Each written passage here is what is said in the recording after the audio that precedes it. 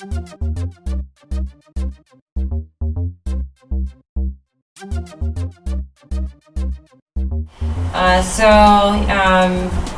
did certainly have a very strong foundation. I had a 15-year career. I learned a tremendous amount in terms of accounting and the economy and how to, gather data and facts and make a decision and all that kind of thing. But I had very little background in terms of investment products and the language and the jargon in this industry, and I also had a need to come back part-time. So I started basically, as I said, as Michael's assistant. I handled really all of the client service, and it was an excellent avenue to approach this because I really learned how things work. And I'm very knowledgeable today with clients because I know sort of how all the pieces need to come together on many things that we Plus you're in all the meetings. Right. I wasn't initially, right? But then that evolved. And I was there initially and I took notes and I bit my lip, didn't speak too much in the beginning, and then it just evolved. And the planning is another avenue, as far as starting. We definitely, even right now, are in need of more of a junior planner. So somebody who has just a little bit of background, is going maybe for their CFP, certainly has the ability to ultimately pass that. That is a position many firms need. Internships are a great way to get experience.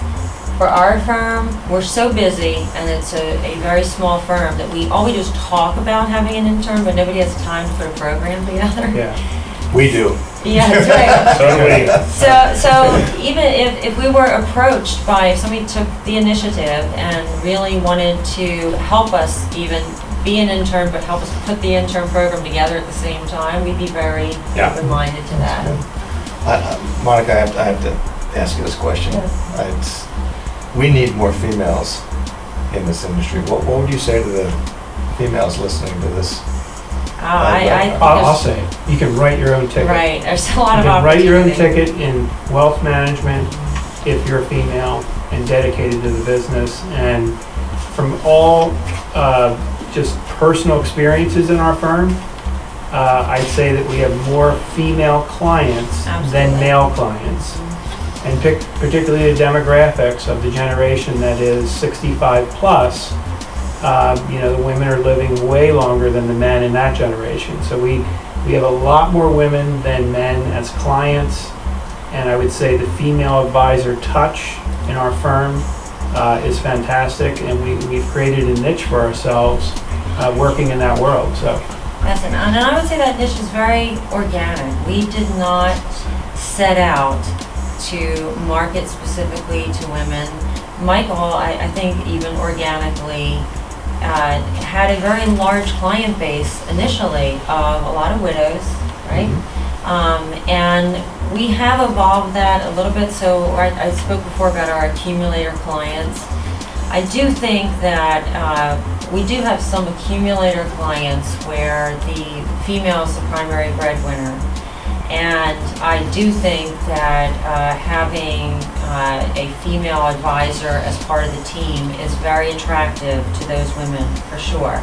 And yet, they also appreciate the dual perspective. So what's worked the best for us is really having both perspectives and letting it happen naturally, and letting our clients interact with either one of us, wherever they're comfortable. But the issue is most wealth management firms don't operate like we do, as a dual advisor role and particularly male-female type role. So that's why I think the females in the audience. But I think that's changing. Yeah, I think that's changing. I think that the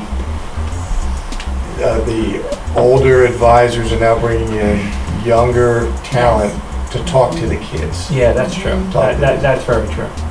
So I was more going with the female side of the equation, which was But I think that's changing a little bit too, because So we work with, one of the money managers that we work with is a company called Symmetry.